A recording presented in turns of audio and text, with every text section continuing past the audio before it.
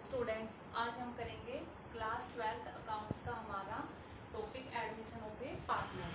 जैसे कि हमारा 4th चैप्टर चल रहा है एडमिशन ऑफ ए पार्टनर, इसमें हम अलग अलग पॉइंट करके आए हैं। ठीक है, आज का हमारा पॉइंट है, क्योंकि हम पढ़ के आए हैं कि क्या जब पार्टनर्स अपने गुडविल को पर्सनली ही दे देता है, ठीक है, पुराने पार्टनर्स को, या फिर वह नगद में फर्म में लेके आता है अपनी गुडविल की अमाउंट।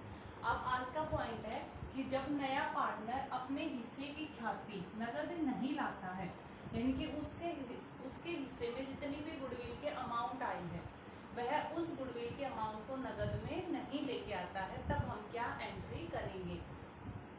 तो अकॉर्डिंग टू अकाउंटिंग स्टैंडर्ड 26, जो लेखांकन प्रमाण 26 है, वो कहता है कि जब तक फर्म गुडविल को खरीदने के लिए पैसे पे नहीं करती तब तक हम जो है फर्म की पुस्तकों में जो है ख्याति नहीं दिखाएंगे, गुडविल के अमाउंट का लेखा नहीं करेंगे। इसका मतलब है कि देखिए, हम गुडविल को एसेट्स तो मानते हैं, लेकिन अकाउंटिंग स्टैंडर्ड 26 कहता है कि जब तक आप उस एसेट्स को खरीदने के लिए आप पेमेंट नहीं करते, किसी को कुछ पैसे नहीं देते, तब तक आप उसको खरीदी हुई एसेट्स नहीं मानोगे। आपने ठीक है, आप आइडिया लगा लेते हो कि भाई साइड की दुकान वाले की बजाय हमारी दुकान की बिक्री ज्यादा होती है, और वो सिर्फ इसी बेस पे है कि हमारी एक प्रसिद्धि है, एक छवि है, ठीक है, हमारी एक साख बनी हुई है। मान लिया कि वो आपकी गुडविल ही है जिसकी वजह से उस दुकान की बजाय आपके पास ज्यादा कस्टमर आते हैं, लेकिन आपने अभी तक उस गुडविल के लिए कुछ कैश में पेमेंट नहीं किया है, आपने उसको किसी से खरीदा नहीं है। लेकिन अगर आपने वो गुडविल खरीदने के लिए किसी को पेमेंट किया है, जैसे पीछे भी हमने पढ़ाया था ना कि हम एक दुकान को खरीद रहे हैं विद उसके नेम के साथ, उसका एक नाम है, उसी नाम के साथ अगर हम उसको खरीद रहे हैं तो उस नाम की अपने आप मार्केट में एक इमेज बनी हुई है, ठीक है, एक साख बनी हुई है उस नाम की। तो अगर हम उस दुकान को उस नाम के साथ खरीद रहे हैं तो हमें उसके नाम की जो छवि है, जो साख बनी हुई है, उसके लिए अलग से कुछ अमाउंट पे करनी पड़ेगी।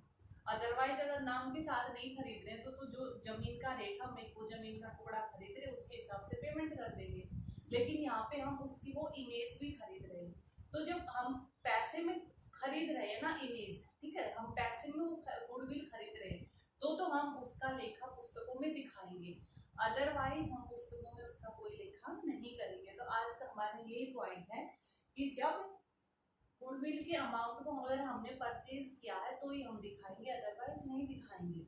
इसमें आज के पॉइंट में क्या है कि हम गुडविल को खरीद नहीं रहे, हम गुडविल का सिर्फ इवेलुएट कर रहे हैं। जैसे हम पीछे के टॉपिक में पढ़ के आए थे ना लास्ट वाले में, कि जब भी कोई एक नया पार्टनरशिप फर्म में शामिल होता है तो उसके शामिल होने पर हम अपनी एसेट्स का रिवैल्यूएट करते हैं, ये अपनी फर्म का ही रिवैल्यूएट करते हैं कि भाई फर्म की एसेट्स कितनी है, लायबिलिटीज कितनी है, किस पोजीशन में है एट प्रेजेंट हमारी फर्म। तो जब नए पार्टनर्स के शामिल होने पर या पुराने पार्टनर्स के रिटायरमेंट इनकी छोड़ देने पर फर्म को, या फिर लाभ हानि अनुपात कुछ चेंज होता है, फ्यूचर के लिए कुछ और लाभ हानि का रेशियो डिसाइड करते हैं, तब हम अपनी फर्म का पूरा इवेलुएट करते हैं, ये देखते हैं कि हमारी प्रेजेंट में क्या पोजीशन है। उस टाइम पर जब हम अपनी एसेट्स को भी इवेलुएट करते हैं ना, ये देखते हैं कि हमारी ख्याति कितनी है, तो उस टाइम पर जो इवेलुएट करके हमने अपनी फर्म की गुडविल की वैल्यू जो निकाली है, हम उसका लेखा भी पुस्तकों में नहीं करेंगे, क्योंकि ये सिर्फ हमने सपोज करी है कि भाई हाँ हमारे ना इतनी इतनी आमदनी या इतने पैसे का जो लाभ होता है वो तो हमें सिर्फ हमारी गुडविल की वजह से हो रहा है। तो ये हमने इवेलुएट किया ना, हमने कहीं पेमेंट तो नहीं करी, हमने कैश में तो नहीं खरीदा। तो जब हम इवेलुएट करेंगे, हम मूल्यांकन करेंगे अपनी ख्याति का, तब भी हम उस इवेलुएट की गई गुडविल का कोई लेखा पुस्तकों में नहीं करेंगे। हाँ, लेकिन यहाँ पे क्या पॉइंट है कि ठीक है, इवेलुएट कर ली हमने, अपने लिए करेंगे इवेलुएट, ठीक है।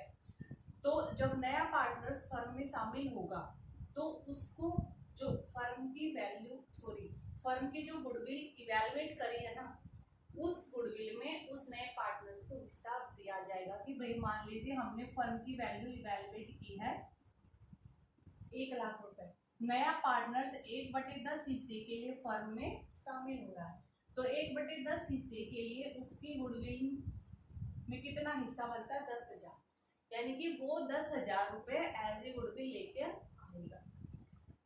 ये अमाउंट वो लेकर आएगा, ठीक है, क्योंकि ये हमने इवैल्यूएट करी है। लेकिन इसका लेखा हम कैसे करेंगे? इसका लेखे के लिए, इसके रिकॉर्ड के लिए हम क्या करेंगे, जो ओल्ड पार्टनर्स हैं, ठीक है, देखिए नए पार्टनर्स के शामिल होने पर ओल्ड पार्टनर्स को कुछ ना कुछ सैक्रिफाइस करना पड़ा होगा। कि हम पहले भी पढ़ के आए कि पहले जो लाभ 2 बंदों में बंटता था, अब वो लाभ 3 में बटेगा। तो इस सी के शामिल होने से ए और बी ने कुछ ना कुछ सैक्रिफाइस किया होगा, ठीक है।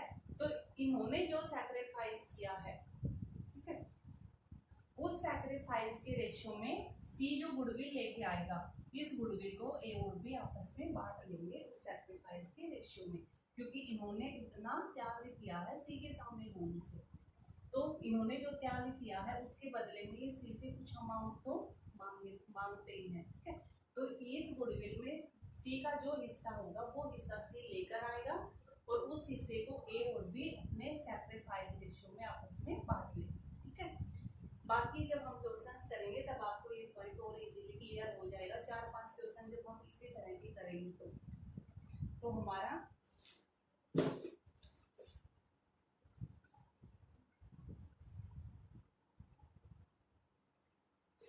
तो ये तो था हमारा कि कैश पे अगर किया है तभी दिखाया जाएगा। ये पॉइंट मैंने आपको क्लियर कर दिया। अब देखिए नए पार्टनर्स के एंट्री होने पर हमारी क्या एंट्री होगी, new partners current account debit के हिस्से में जो अभी आया था ना 10,000 कि उसके हिस्से में गुडविल की जितनी अमाउंट आती है उससे न्यू पार्टनर्स की करंट अकाउंट को हम डेबिट करें। यहाँ पर देखिए, यहाँ पे हम करंट अकाउंट करेंगे ना कि कैपिटल अकाउंट। कैपिटल को हम क्यों नहीं कर रहे, क्योंकि कैपिटल हम एक फिक्स मान के चलते हैं कि हर एक पार्टनर्स की इतनी स्थायी पूंजी है।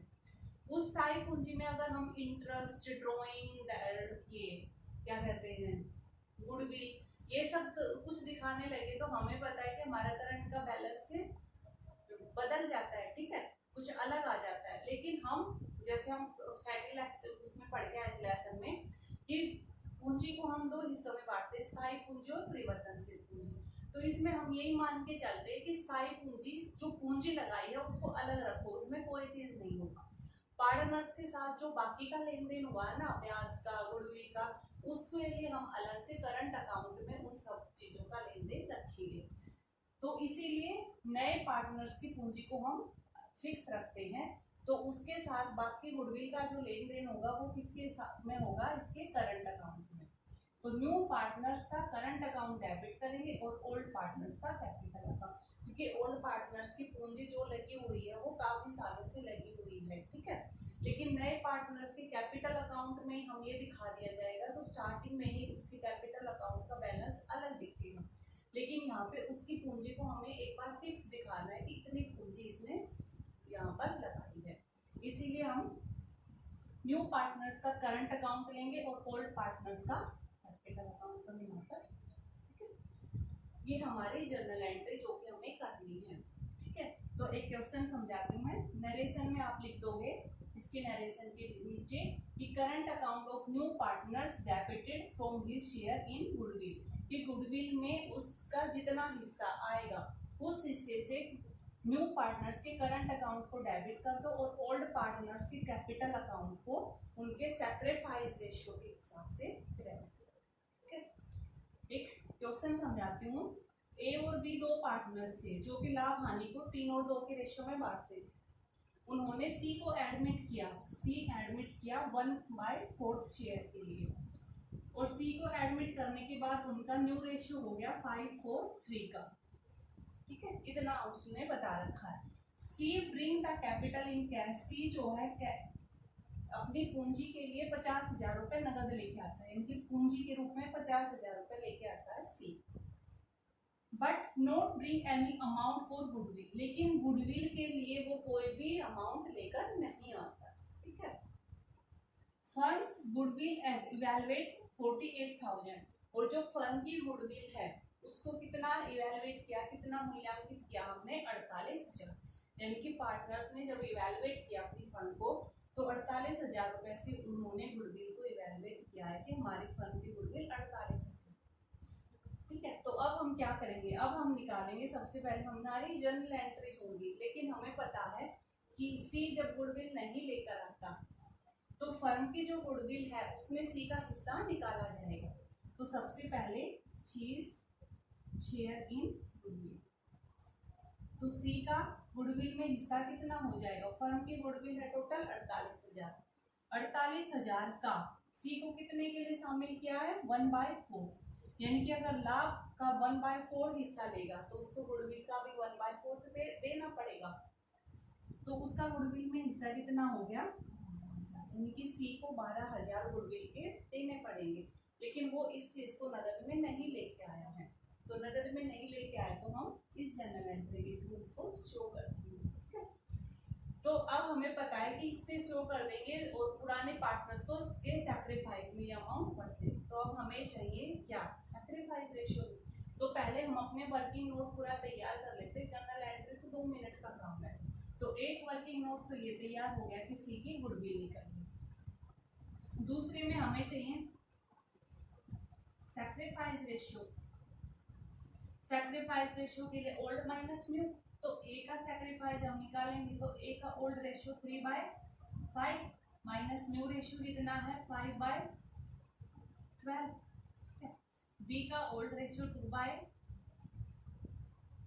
और न्यू रेशियो। ठीक है, एलसीएम कितना आएगा? 60।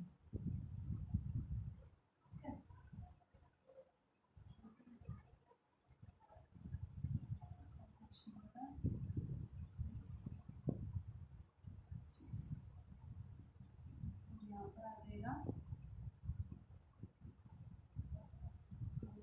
60।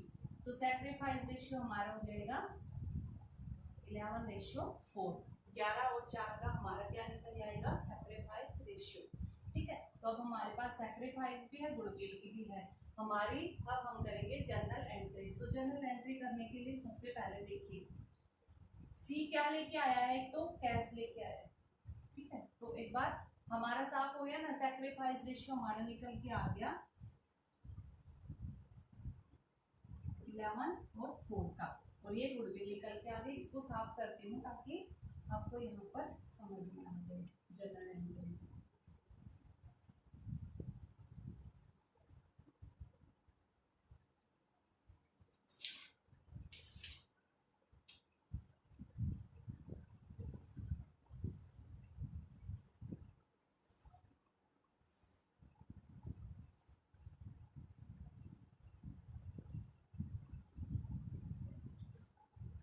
ठीक है, यहाँ पर डेट का अगर हमें डेट दे रखी है तो वो डेट डाल देंगे। तो सबसे पहले फर्म में क्या आए हैं? पैसे आए हैं। Bank account debit to C's capital. C पूंजी के रूप में लेकर आया है पैसे, कितने? 50,000। तो सबसे पहले तो ये एंट्री। ठीक है, उसके बाद गुडविल की एंट्री करते थे हम। जैसे पीछे हम करते थे तो हमारा क्या होता था? Premium of goodwill debit to C's capital. यहाँ पर वो नगद नहीं लेके आए तो प्रीमियम ऑफ गुडविल तो हम नहीं दिखा सकते। यहाँ पर हम ये एंट्री दिखाएंगे। तो new partners current account debit. New partners हमारा कौन सा है? सी। तो सीज करंट अकाउंट डेबिट। और कितने से? उसके हिस्से में गुडविल कितनी आई थी? 12,000।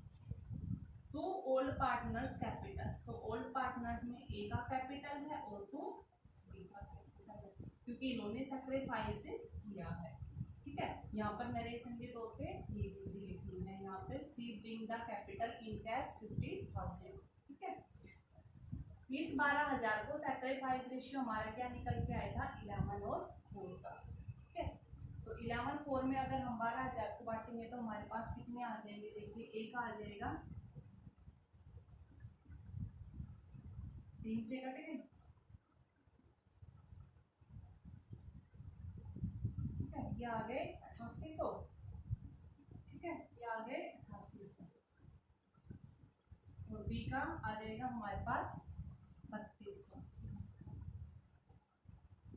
ठीक है, ये आ जाएगा 8800 ए को और 3200 बी को मिलेंगे गुडविल के। तो ये हमारा सिंपल सा क्वेश्चन था कि जब वह गुडविल को नगद में नहीं लेके आता है तब हम क्या एंट्री करेंगे। तो हम इस तरह से एंट्री करेंगे। नेक्स्ट हमारा एक और एग्जांपल मैं आपको यहाँ पर समझाती हूँ।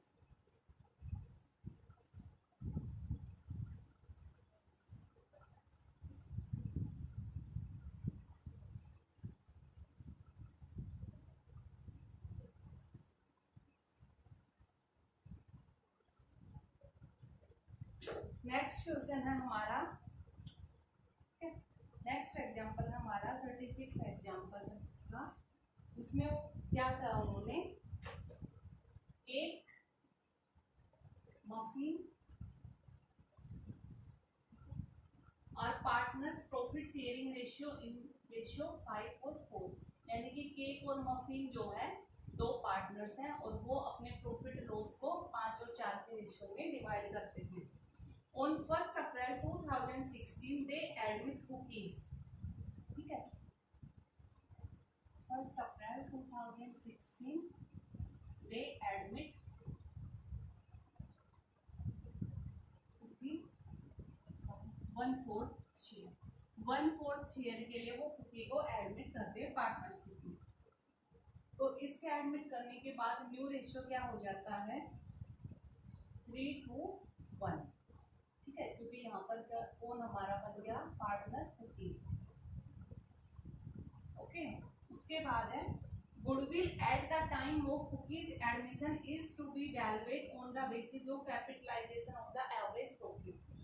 और कुकीज के एडमिट होने के बाद जब फर्म की हम गुडविल इवैल्यूएट करेंगे तो वो गुडविल हमें इवैल्यूएट करनी है एवरेज प्रॉफिट के कैपिटलाइजेशन मेथड से, ठीक है, कैपिटलाइजेशन उसका, यानी कि यहाँ पे हमें गुडविल की अमाउंट नहीं बता रखी, हमें गुडविल के अमाउंट को इवैल्यूएट करना है, वो भी किस मेथड से, कैपिटलाइजेशन मेथड से। जो ये मेथड जो कि पहले भी करा के आ चुके हैं हम, तो ये मत सोचना कि जो चैप्टर हमने कर लिया वो आगे नहीं आता। देखिए ये हमारा सेकंड चैप्टर था, यहाँ पे फिर आ गया, ठीक है। उसके बाद है इस चीज के लिए गुडविल को इवैल्यूएट करने के लिए उसने हमें प्रॉफिट दे रखे 3 सालों के, क्योंकि एवरेज प्रॉफिट पर है तो उसने 3 सालों का प्रॉफिट दे रखा है हमें। जैसे फर्स्ट है एट द एंड ऑफ 31 मार्च 2014 के एंड में 39,000 का प्रॉफिट है, और इस 39,000 में 9,000 अब नॉर्मल लॉस के भी शामिल हैं, ठीक है। उसके बाद 31 मार्च 2015 को हमें प्रॉफिट दे रखा 83,000 को, जिसमें कि 8,000 अब नॉर्मल प्रॉफिट के इंक्लूड है। उसके बाद 31 मार्च 2016 का प्रॉफिट दे रखा है 72,000।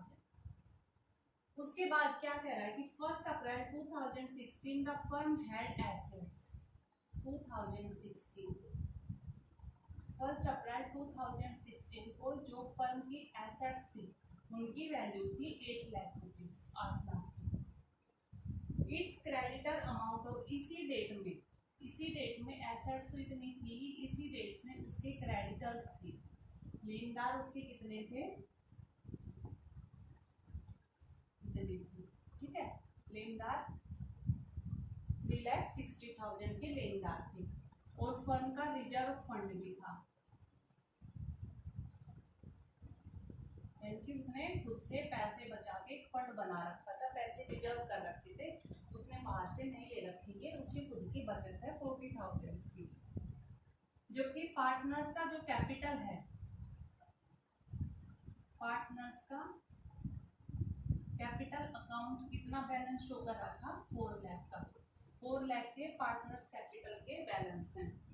The normal rate of return from this class of business is 13%, यानी कि वही रेट ऑफ रिटर्न हमारा कितना है 13%, क्योंकि ये हमें कैपिटलाइजेशन मेथड में यूज होगा। Cookie bring in 2 lakh for her capital but is unable to bring in cash for her share of goodwill, ठीक है। कुकी जो है कैपिटल लेके आई है 1/6 के लिए, वह कैपिटल लेके आई है कैश में 2 लाख की, 2 लाख रुपए वह कैपिटल के रूप में लेकर आई है इन कैश, लेकिन वह गुडविल को कैश में नहीं लेकर, ठीक है, यानी कि वो गुडविल को कैश में नहीं लेके आए। तो कोई बात नहीं, हम इसको कितनी गुडविल लानी चाहिए थी, उसका कितना हिस्सा बनता वो निकाल लेंगे और फिर इसके अकाउंट को हम डेबिट कर देंगे, कि भाई फ्यूचर में ला देगा, अभी हमने उसके डेबिट में डाल दिया, उसके कैपिटल में डाल दिया। ठीक है, तो आपको दिखाना है Cookie share of goodwill, firm की गुडविल में कुकी का कितना हिस्सा है वो दिखाना है और हमें जर्नल एंट्री करनी है। ठीक है, तो सबसे पहले देखिए हम क्या करेंगे, हमें सबसे पहले तो गुडविल चाहिए। तो गुडविल चाहिए के लिए हमारा गुडविल हमें निकालना इस मेथड से। तो इस मेथड के हिसाब से हमें सबसे पहले चाहिए एवरेज प्रॉफिट। एवरेज प्रॉफिट के लिए हम क्या करेंगे, इन तीनों का टोटल करके 3 से डिवाइड। लेकिन एक पॉइंट याद रखना है, जैसे पिछले जब ये लेसन आया था तब भी बताया था कि अगर किसी साल के प्रॉफिट में कुछ अब नॉर्मल ऐड हो रखा है या अब नॉर्मल लेस हो रखा है तो हम उसके एडजस्टमेंट करेंगे। जैसे इस साल के लाभ में 39,000 जो है, इस साल में 9,000 रुपए का कुछ अब नॉर्मल लॉस हो गया था, यानी किसी ऐसे कारण से हो गया था लॉस जो कि नेचुरल नहीं है, तो हम इस 9,000 को वापस इसमें ऐड कर देंगे। तो पहले साल का लाभ कितना हो जाएगा, 48,000। ठीक है, क्योंकि इसको हम वापस ऐड कर देंगे। ये जो प्रॉफिट है इसमें 8,000 का ऐसा प्रॉफिट है जो हमें ऐसे ही हो गया बाई चांस। ठीक है, अब नॉर्मल वे से, तो इस प्रॉफिट को हम लेस कर देंगे तो कितना आ जाएगा, 75,000। ठीक है, 75,000। उसके बाद प्लस में नेक्स्ट ईयर में कुछ नहीं है, 72 है। इसको 3 से डिवाइड कर देंगे तो हमारा कितना आ जाएगा, ये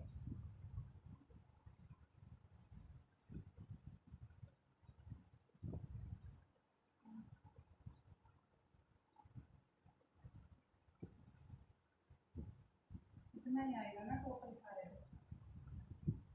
48,000, 75,000, 3 3 3 5 और 2 7,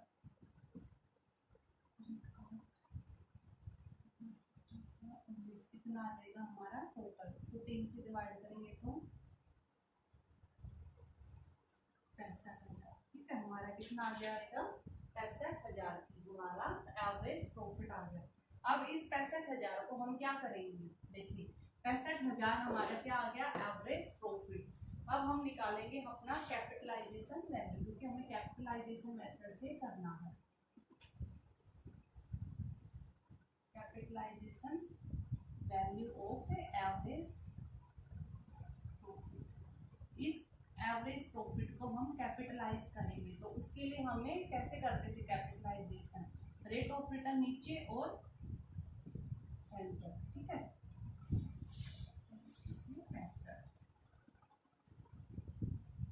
5 लाख। ठीक है, 5 लाख रुपए हमारा आ गया capitalisation value of average profit. तो अब हम क्या करते थे गुडविल के लिए, गुडविल के लिए हमारा अब हम करेंगे capitalisation value of average profit minus net assets. ठीक है, इस कैपिटलाइजेशन वैल्यू में से हम लेस कर देंगे एसेट्स की वैल्यू। ठीक है, नेट एसेट्स या कैपिटल इम्प्लॉयड, यानी कि टोटल फर्म की इतनी है गुडविल, उसमें एसेट्स कितने वो लेस कर देंगे हम। ठीक है, नेट एसेट्स, तो देखिए नेट एसेट्स हमारे पास कितनी होंगी, देखिए फर्म की टोटल एसेट्स इतनी है। ठीक है, उसमें उसकी क्रेडिटर से उसने लिया है 3,60,000। ठीक है, 3,60,000 उसने क्रेडिटर से ले रखा है बाहर से। हमें चाहिए कैपिटल एम्प्लॉयड, यानी कि पूंजी लगा कितनी रखी है। तो इसमें से एसेट्स में से देखिए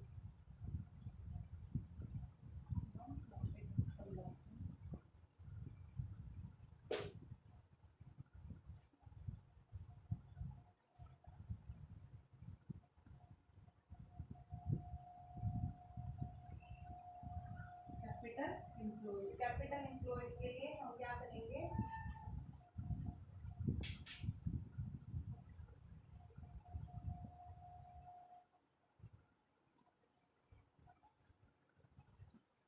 टोटल एसेट्स माइनस आउटसाइड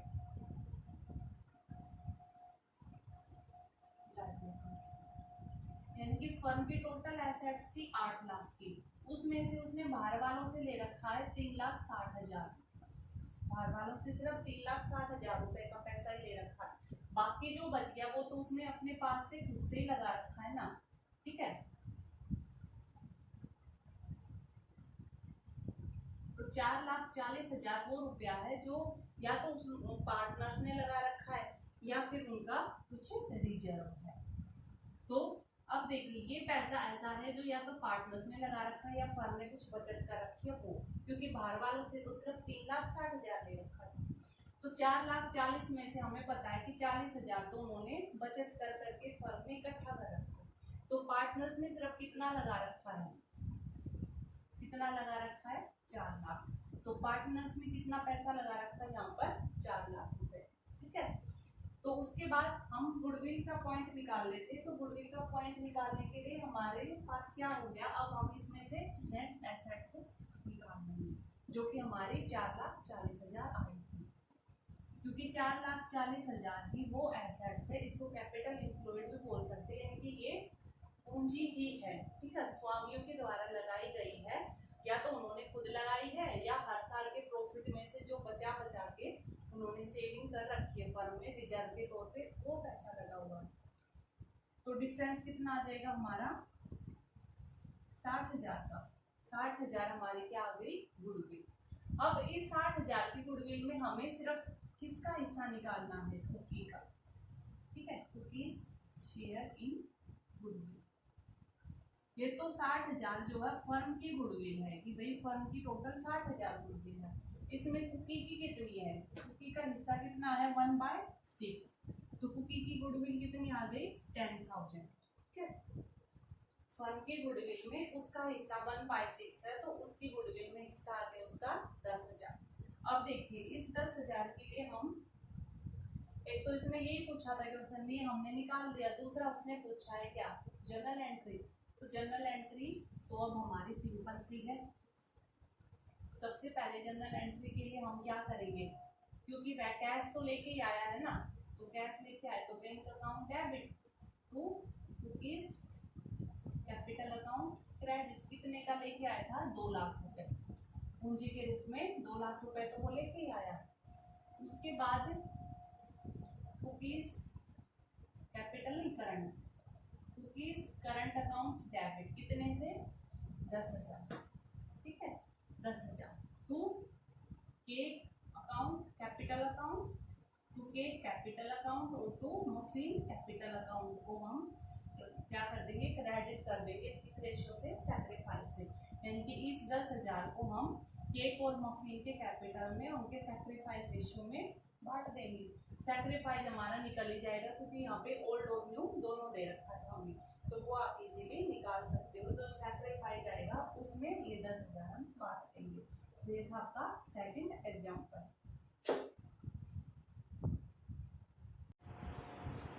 अब देखिए हमारा नेक्स्ट एग्जांपल 37 एग्जांपल देखिए, इसमें क्या है हमारा, अब नेक्स्ट टॉपिक स्टार्ट हो रहा, तो उसमें क्या है कि जब पुस्तकों में ख्याति घाटा पहले से विद्यमान हो और नया पार्टनर्स अपना गुडविल नगद में नहीं लेके आता, यानी कि इसमें क्या कह रहा है कि पुस्तकों में पहले से ही गुडविल की कुछ अमाउंट दिखा रखी है, यानी कि गुडविल खाता पहले से बना हुआ है जो कि फर्म की पुस्तकों में शो हो रहा है, ठीक है।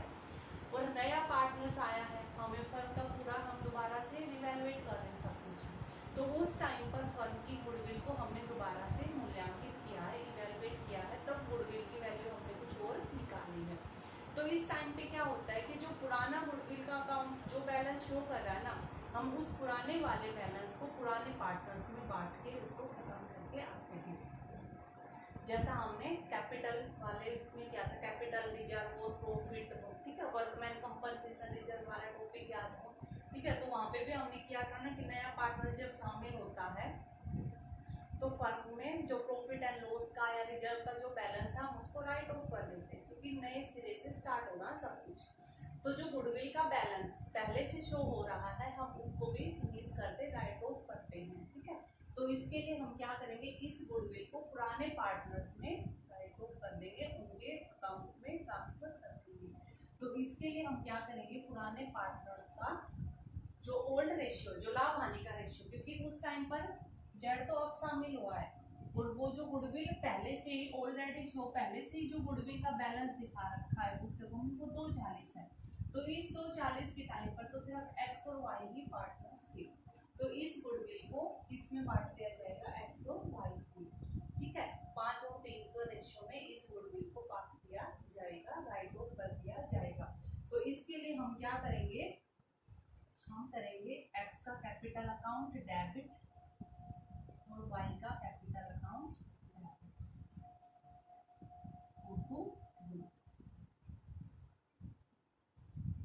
नरेशन में लिख देंगे हम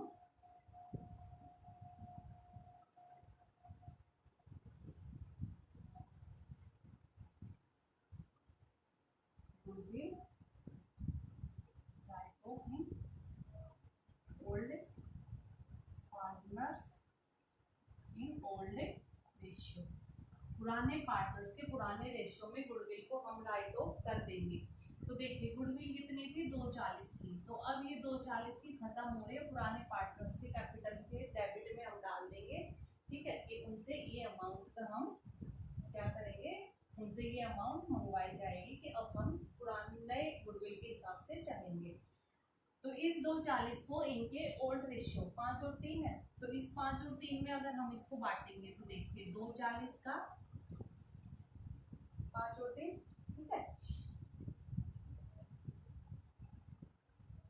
यहाँ जाएगा 1,50,000 रुपए एक्स के हिस्से में आएंगे और बी के हिस्से में आएंगे 90,000, ठीक है। तो हमने ये पुरानी गुडविल जो पहले की स्लो हो रखी थी उसको पहले खत्म किया। अब हमारा जैसे हम चल रहे थे वैसे ही कौन शामिल हुआ है, जेड शामिल हुआ है, ठीक है। तो जेड क्या लेके आया, कैपिटल के रूप में कैश में लेके आया कैपिटल 1 लाख की, तो बैंक अकाउंट डेबिट कितने से 1 लाख, तो फर्म के पास 1 लाख का पैसा आया है और ये पैसा कौन लेके आया है, जेड, तो वो जेड कैपिटल, ठीक है। उसके बाद फर्म की जो है नए पार्टनर्स के शामिल होने के टाइम पर फर्म की गुडविल को हमने इवैल्यूएट किया, तो नई मूल्य निकल के आया 1,80,000, ठीक है। 1,80,000 में अब हम देखेंगे जेड का हिस्सा कितना है, ठीक है। तो Z share in firm goodwill, कि फर्म की गुडविल में आखिर जेड का हिस्सा आ कितना रहा है, तो फर्म की गुडविल इवैल्यूएट हुई है 1,80,000 से, जेड को कितने हिस्से के लिए शामिल किया उतने हिस्से के लिए हम गुडविल भी उसको देंगे। तो देखिए यहाँ पे अलग से हमें नहीं बता रखा कितने हिस्से के लिए, तो हम यहाँ से देख लेंगे जेड के शामिल होने के बाद नया रेशियो 4:3:2 का है, तो जेड का रेशियो कितना है 2, वो डिवाइड बाय उनका टोटल 9, ठीक है। तो जेड के हिस्से में कितनी आई 40,000 की गुडविल आई जेड के हिस्से में। तो अब ये 40,000 की गुडविल क्या करेंगे, हम एक्स और वाई के सैक्रिफाइस रेशियो में बांट देंगे। तो हमारी एंट्री क्या हो जाएगी, अब Z current account debit to X capital account to Y's capital account. इस 40,000 को हम सैक्रिफाइस रेशियो में बांट देंगे।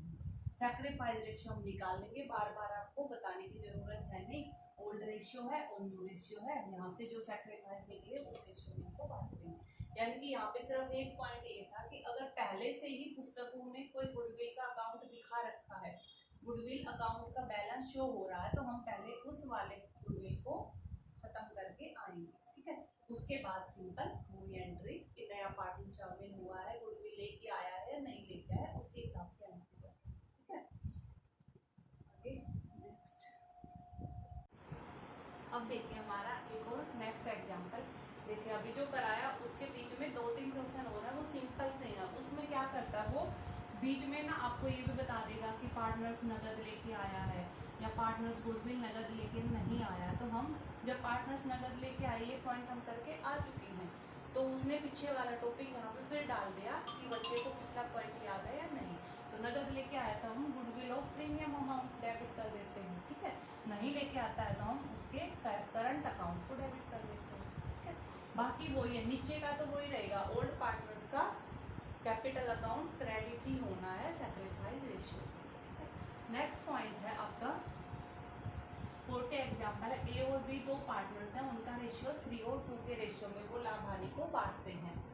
उन्होंने सी को एडमिट किया है फर्म में 1/4 शेयर के लिए, ठीक है, और सी इस शेयर को ए से लेता है 1/6 और बी से लेता है 1/12, यानी कि 1/4 शेयर के लिए उसको फर्म में शामिल किया है। इसके लिए सी ए से 1/6 लेता, एक का नहीं है, ऑफ नहीं है, फ्रॉम है, यानी कि ए से 1/6 लेता है और बी से 1/12 हिस्सा लेता है। यानी कि यहाँ पर ए ने सैक्रिफाइस किया है, हम इसको ऐसे भी लिख सकते हैं, नहीं, ए ने सैक्रिफाइस किया 1/6, क्योंकि अपने शेयर में से वो 1/6 दे रहा है, ठीक है, अपने शेयर का नहीं दे रहा, अपने शेयर में से दे रहा है। और बी कितना दे रहा, अपने शेयर में से 1/12, तो ये इनका सैक्रिफाइस रेशियो है। तो अगर हम एलसीएम निकाल के इनको इक्वल करें तो 2 और 1 आ जाएगा, तो हमारा सैक्रिफाइस रेशियो आ गया कितना, 2 और 1। तो सैक्रिफाइस रेशियो हमें पता चल गया 2:1 का, ठीक है। न्यू रेशियो हमें चाहिए नहीं, क्योंकि गुडविल बांटने के लिए सैक्रिफाइस ही चाहिए है। तो अब देखिए हम जर्नल एंट्री बनाएंगे हमारे, अगर डेट दे रखी है तो डेट लिख देंगे। तो सबसे पहले bank account debit to C's capital account, C bring the capital in cash, कितनी लेके आया है, कितने लेके, यहाँ पे लिखना भूल गई मैं, सॉरी, कैपिटल वो लेके नहीं आया, सही बात है, कैपिटल वो नहीं लेके आया, कैपिटल का कुछ नहीं बता रखा, तो यहाँ पर ये नहीं होगा, ठीक है, कैपिटल वो नहीं लेके आया है। उसके बाद देखिए C bring 50,000 as goodwill out of his share of 90,000, यानी कि वो क्या कह रहा है कि सी जो है ना गुडविल के लेके आया है, ठीक है, कितने, 50,000, गुडविल के 50,000 रुपए लेकर आया है। ब्रिंग 50,000, वो 50,000 रुपए लेकर आया है गुडविल का आउट ऑफ हिज शेयर 90,000, यानी कि गुडविल में उसका टोटल हिस्सा तो बन रहा था कितना, 90,000 का, ठीक है, उसके हिस्से में गुडविल आ कितनी रही थी, उसके हिस्से में गुडविल आ रही थी 90,000 की, लेकिन उसके पास इतने पैसे नहीं थे, तो 90 में से उसने कहा कि भाई मैं 50,000 ही कैश में ला सकता हूँ, इतने तो मैं कैश में ले आऊंगा, बाकी अभी नहीं लेके आ पाऊंगा।